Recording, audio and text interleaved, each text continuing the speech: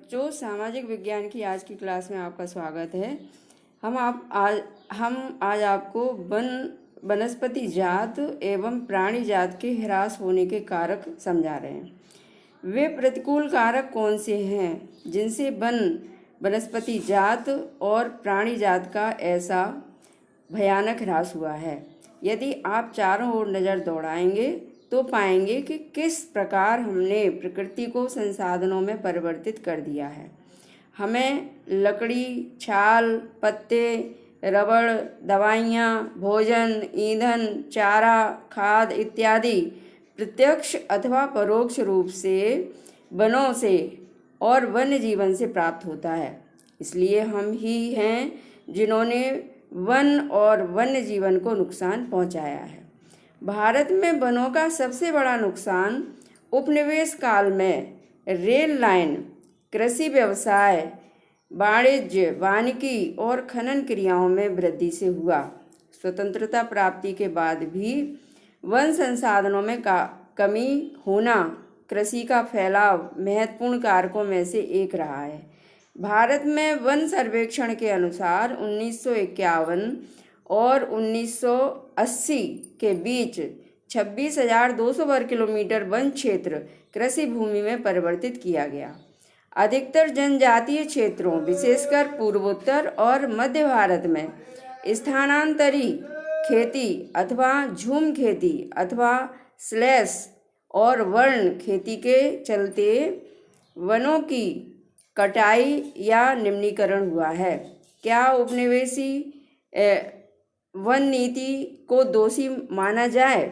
यानी उपनिवेशों के कारण हमारे कुछ पर्यावरण विशेषज्ञों के अनुसार भारत में कई क्षेत्रों में संवर्धन, वृक्षारोपण अर्थात वाणिज्य की दृष्टि से कुछ या एकल वृक्ष जातियों के बड़े पैमाने पर रोपण करने से पेड़ों की दूसरी जातियां खत्म हो गईं। और ये ऐसा इसलिए किया क्योंकि जो उपनिवेश थे, जिनके उपनिवेश बने हुए थे, उन देशों ने जो है उपनिवेश वाले देशों में अपनी रेलवे लाइन बिछाने के लिए एक ही किस्म के वृक्षों को लगाया, जिससे उनको स्लीपर बनाने में वृक्ष मिल सकें, लकड़ी मिल सके। तो इससे क्या हुआ, इससे जो है दूसरे प्रकार के वृक्ष नहीं उगे।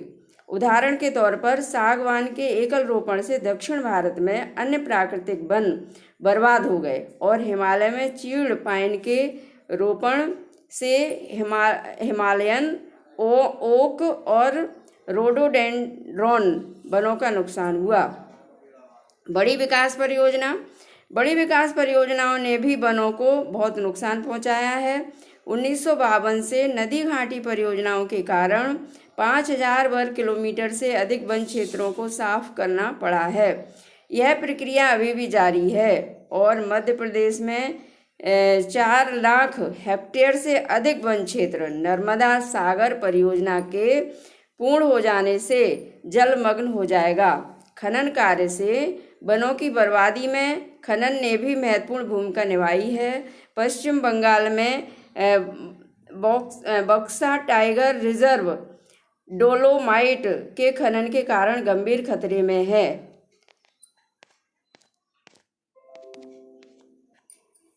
इसने कई प्रजातियों के प्राकृतिक आवासों को नुकसान पहुंचाया है और कई जातियों, जिसमें भारतीय हाथी भी शामिल हैं, के आवागमन मार्ग को बाधित किया है।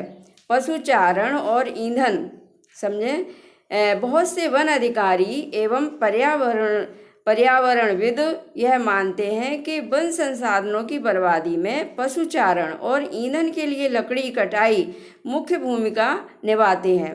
इसमें कुछ सच्चाई हो सकती है, परंतु चारे और ईंधन हेतु लकड़ी की आवश्यकता पूर्ति मुख्यतः पेड़ों की टहनियाँ काटकर की जाती है, न कि पूरे पेड़ काटकर।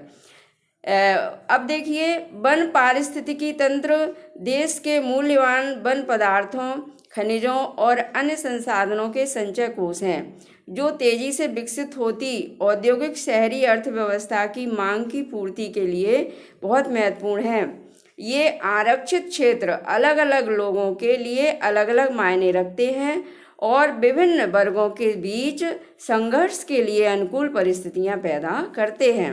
भारत में जैव विविधता को कम करने वाले कारकों में वन्य जीव के आवास का विनाश, जंगली जानवरों को मारना व आखेटन, पर्यावरणीय प्रदूषण व विषाक्तीकरण और दावानल आदि शामिल हैं।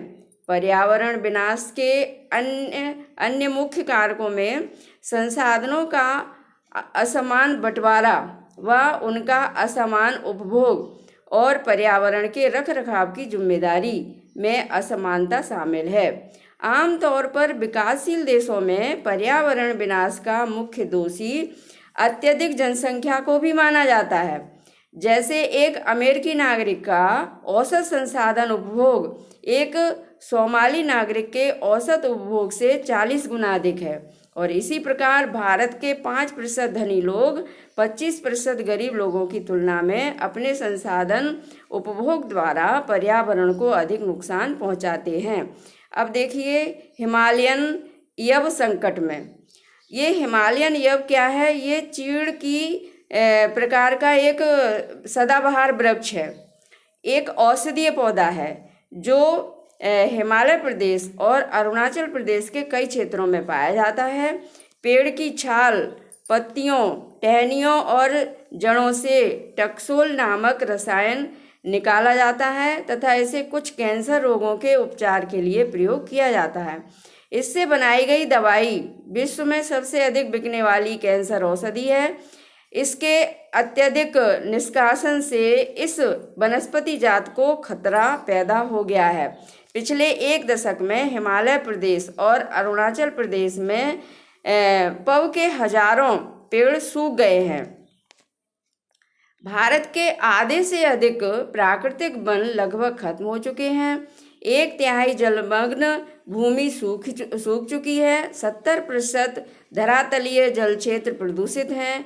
40% मैंग्रोव क्षेत्र लुप्त हो चुका है और जंगली जानवरों के शिकार और व्यापार तथा वाणिज्य की दृष्टि से कीमती पेड़ पौधों की कटाई के कारण हजारों वनस्पति और वन्य जीव जातियां लुप्त होने की कगार पर पहुंच गई हैं। धन्यवाद। आज की क्लास यहीं समाप्त होती है।